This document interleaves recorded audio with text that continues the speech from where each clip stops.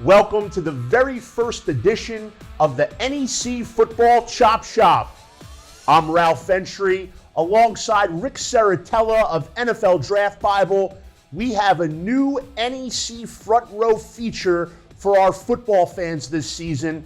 We're kicking it off with a preseason edition of the NEC Football Chop Shop, and this will be a recurring segment on our weekly digest show, The Whole 9 Yards. We'll kick that show off later this month. You'll see the Chop Shop popping up on that show from time to time. But right now, we have some preseason talk to tackle. It's my pleasure, as always, to chop it up with Rick Serritella. So, Rick, I know you've been all over the place. You were there for the entire length of NEC Football Media Day. You've already done some campus visits at some of our NEC members. I know you've been to some NFL camps. You've been all over the place, but I know you, like I, are ready for a new season of football. Just in general, what can we expect for the Northeast Conference in 2019? Well, I'm excited about it, and Media Day is always the unofficial kickoff, right? Because you get to meet the new players, talk to some of the coaches. This year, 2 new teams with Merrimack and LIU. I think the whole conference is really excited about the overall competition, and it seems like it doesn't matter who's predicted to finish first, because it seems like almost every year, it's been someone different. And I do think Duquesne and Central Connecticut State will be in the mix and at the top. But I think there's some dark horses here that you got to keep an eye out on. And I think Wagner, with their transfer quarterback coming over from FIU, might surprise some people. So I think it's up for grabs. It's going to be a very competitive season, and there's some very, very talented head coaches in this conference. And you mentioned Wagner's transfer quarterback. We'll get into some of the specific players in a little bit, but as you mentioned, the race for the NEC football title can be unpredictable at times.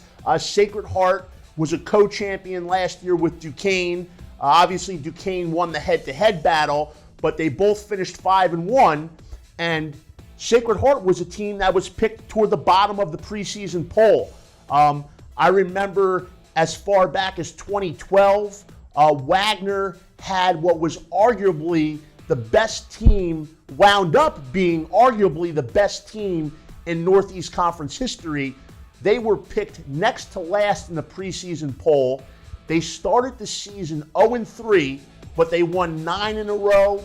They beat up on Colgate in an NCAA playoff game. They gave Eastern Washington a run for its money, and that was a team that was picked next to last in the preseason poll, and they had one of the greatest seasons in conference history. So to Rick's point, anything can happen, and that's really what makes it so exciting. Rick, we'll bring you on throughout the season to talk about your matchup of the week. Of course, we'll have the NEC Chop Shop chopping it up weekly here on NEC Front Row with the Whole 9 Yards digest show. Will kick off at the end of August. But now, Rick, let's get into some specifics. You are an advanced scout for the NFLPA Collegiate Bowl, top-notch senior all-star game. And you're supposed to go out and scour the national landscape for some of these diamonds in the rough. And I know that you've come out with some positional watch list in recent weeks. And I know NEC, maybe about 4, 5, 6 NEC players are in that mix. Can you break it down for us? Chop it up for us. Yeah, let's what do we chop it have up on the NFLPA Bowl radar? It's really exciting because we're literally on location across the nation looking for talent. And, it begins now. After the media days, I hit the road.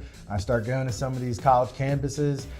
Even right here in the NEC, I got a chance to visit with some of those schools. But getting to know them in the media day is good, but then also getting to know them on the practice field is invaluable, because now you're getting to see how they interact with their teammates, how they interact in between plays, how they respect their coaches. So it's really invaluable stuff. And Speaking of the NFLPA Bowl big board, we've got a handful of NEC guys. We've had a handful of NEC guys in this event in years past. But starting off with the skill position players, I think, Daniel Parr and AJ Hines over there at Duquesne, there's a reason why they're going to be in the mix. And I think it's because of these two young men and the 1-2 punch that they have. And I think, talking to Coach Smith, the one thing he emphasized about Daniel Parr was his mobility and agility and his ability to extend the plays, give them a little bit more, maneuverability outside the pocket, extend plays, and create some improvised plays on the fly. AJ Hines is a guy that I'm really excited about because what is he going to do for an encore, right? This guy's done just about everything you could do. I think the one thing that NFL scouts are going to be interested to know when they go back and watch his film is that he's never been caught from behind. So there might be some questions about his speed, but in terms of game speed, he's never been caught. So I'm excited to see what he has in store for us this year. Offensive line, we love some big uglies, and Javon Brown from CCSU. This guy's a 4-year starter. Talking to him and his head coach, there's a new level of maturity there. He's really taken the offseason into committing himself into being a professional. And that means what? That means dieting. That means weight room work. That means getting into the film room more. And when you hear the player talk about these things unprompted, that means to me that, he's got a renowned focus. He's looking to take that next step. And, speaking of next step, I think Cam Gill over at Wagner, a guy that, NEC Defensive Player of the Year, his twitch, his get off, his explosiveness. I mean, here's a guy with NFL size, big time production, and the frame to grow. And I think that's really, teams are going to see a guy that's got a ton of talent, but also has a lot of room to grow. I think his best football is yet to come. I think he's going to have another big season. Now, 2 things for you, Rick. First on Gill, then I want to go all the way back to the beginning, talking about Daniel Parr. Gill, in a way, reminds me of a guy by the name of Julian Stanford out of Connecticut, who was a Wagner outside linebacker, kind of an edge rusher, and he was somewhat of a physical specimen at the FCS level. He was an all-NEC backer in 2011, and now in 2019, he's ready for his 7th NFL season. Entered the league undrafted with the Jaguars, started some games as a rookie for the Jags, did a stop at the Lions, was on the Jets. Now, 2nd year with the Buffalo Bills, and he's actually a 2nd-string middle linebacker, backing up Tremaine Edmonds, and he is on all of their special teams units, and he has someone who has excelled on special teams at the NFL level, and to be quite frank, special teams is probably the reason why he has been in the league so long. But Gill reminds me of that, just the quickness and the physicality. They're a little bit different in the way they play, but Cameron Gill, the potential is there to be the next Julian Stanford out of Wagner. Going back to Duquesne, you mentioned Daniel Parr, and the thing about him, which I think would help, is a comfort level, because this will be his 2nd season in that system. He was a transfer from Florida Atlantic, came in, won the starting job in camp last year as a 1st-year Duke, and now he's in offensive coordinator Anthony Doria's system for his 2nd year, and I think things are going to come quicker for him. And that could be a great help, and quite frankly, that would make him really dangerous if things, because he was very effective during his 1st year in the system. And the son of a football coach as well. And you can tell, absolutely, you can tell. So the comfort level. And then one more for you on your Javon Brown point. Yeah. You hear coaches from time to time, they talk about the off season and getting better in the off season. But it's a two-part deal for them. It's getting better on the field and off the field. So it seems like Javon is doing those things off the field that are also making him a better football player for Central Connecticut, and then in turn a better NFL prospect as well. Well, I think the key to your point there is what players may or may not realize is that, they say, how do I make it to the NFL? And everybody thinks, well, hey, I better hit the weight room. I better get in the film room. And yeah, that's part of the equation, is honing your craft, but it's also working on yourself as a person and as an individual. And I think, if you take care of yourself and you show that kind of level of maturity and you interact with people in a respectful manner, you're getting graded on every action that you do, whether it's on the plane, interacting with the stewardess, or on the field interacting with your coach. So I think you hit the nail on the head. When you can improve yourself, it's going to transfer over onto the field, and it's going to make you a better player, because you're going to understand the value, the importance of film study, the importance of teaching and mentoring underclassmen. And everybody has different leadership tendencies. Some guys lead by example, some guys are vocal leaders, other guys might pull you aside. But as long as you're being a leader, then you're showing progress as a person and as a player. Now, you're the draft expert on the entire process, so you're our insider. So my question is, you hear so much attention's put on the combine, and it's put on these physical measurables, the 40-yard dash, the bench press, so on and so forth. But would you say that almost just as important as those physical measurables is the character of the individual?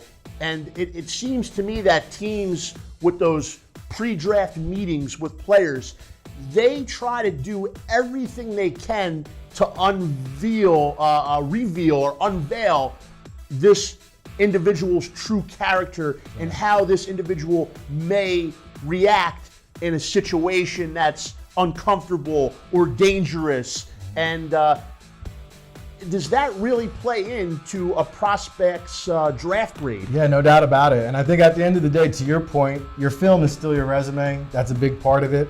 And you can kind of win some, check some boxes off in the testing department. But I think, going back to the value of the media days, going back to these campus visits, getting to be around some of these guys before they sign with an agent, and to your point, get all coached up. And a lot of times, the NFL teams are trying to break that barrier down, because by the time they get to the All-Star game in the NFLPA Bowl or the NFL Combine, and they're sitting down in a room full of football executives, they've been coached up now. The agents have done a real good job of bringing in media trainers. Even, one thing we do at the NFLPA Bowl is a mock interview process. So we have guys that have been in the league and been in the NFL and been in that situation room, that 15 minutes of chalk talk or interrogation, and maybe have some off the field stuff. But the first thing they're trying to do is break that barrier down, because they've done such a good job coaching these guys up. Sometimes it can be a bit robotic, and that's a little bit of a red flag, to be honest with you. So to see them before the season, before they've been coached up on what to say, before the robotic answers are kind of just flowing out their mouth, it's good to be around that. Get you see them in a natural environment. Exactly. at media day. And the other thing too that I get value out of, because what's in your heart and what's in between your ears are two things we can't measure. And that is why so many of these guys fail at the next level. It's not because of the talent. It's because of their heart and in between the ears. And a couple of campus visits, I've been all over the country. They'll say, talented player just doesn't get it between the ears. And that's where, the other part of it, we have a database of 3,500 players. We're going to take the 112 best players that we can. There's no way you can get eyeballs on everybody. So part of the evaluation process is knowing who to listen to. And for example, I was up at Wagner, Terrence Knighton pot roast, big time experience there. Former D tackle for 6 or 7 years in the league. Absolutely. Played in the Super Bowl. He told me 2 years ago, watch out for this kid, Chris Williams. And so I saw him again this year, and he goes, This kid gets it. He's in, first one to show up, last one to leave. He's already preparing like a pro. Defensive lineman, big body, New York City product. And I've also heard, you're not the first one I've heard, that Chris Williams is on some NFL radar. He's no doubt got to keep doing what he's doing. And what's cool about it is Pot Roast brought in his buddy Chris Baker from the Redskins, teach him a little 3 technique now, developing the repertoire and expanding his overall game. So now, when you progress from one year to the next, like Chris Williams is expected to do, and you're around NFL guys. And I think that's the great thing about the NFLPA Bowl is the coaches are all former NFL players. So they've walked in the shoes that you want to be in. And when you can learn from guys like that, I mean, that's just a great learning experience. Yeah, I know. I mean, they've had Hall of Famers who are coaching at the NFLPA Bowl. I think last year, Andre Reed, Ed Reed, Andre Reed. Jackie Slater. Yep. Darryl Green. Yeah, the list goes on and on. It's a great opportunity for those who are selected to participate in the NFLPA Bowl. I know Rick mentioned some past NEC participation in that game. Last year, it was receiver Nahari Crawford from Duquesne. The year before that, it was Duquesne offensive guard Ben Huss. And then before that, St. Francis safety Lorenzo Jerome, who was actually the NFLPA Bowl MVP. His performance in that game got him an invite to the Senior Bowl, where he forced 3 turnovers. Then he was in camp with the Niners, played a few games with the Niners, but long story short, he's now up in Canada doing some good things for the Calgary Stampeders. So the NFLPA Bowl definitely helped him along the way. So Rick, you gave us the names to watch. You told us that the NEC trophy is up for grabs. You're leaning on Duquesne early, but you admit that things can change. You're open to suggestions here. Anything else that we should be keeping an eye on for the 2019 football season? Well, and I hate to keep going back to Duquesne, but, Coach Schmidt is a coach I've been very impressed with just during his tenure. You go visit the campus, there's a big trophy case there. And he's going to be 5 victories away, I think, from the school's all-time wins record. So that's a pretty big milestone. And Duquesne actually has a late kickoff this year. They don't get it going until September 7th. Last year, they started in week 0. This year, they don't start until week 2. That'll be a home game against a D2 opponent. But then things will get tougher right away. They'll play at Youngstown. They'll play at New Hampshire. So Duquesne will have some tough tests ahead of them, some good measuring sticks as to where they fall in the national landscape, because quite frankly, that's a team that finished in the top 25 last year, and they're knocking on the door again. They're looking to make some national noise, Duquesne. All right. Well, Rick is looking forward to a full season of FCS football. We thank him for showing up today here at NEC headquarters and helping us kick off the first ever edition of the NEC Football Chop Shop with Ralph Ventre and Rick Serritella. And we promise we'll be back on a weekly basis throughout the season with the NEC Football Chop Shop. Look for this on the whole 9 yards.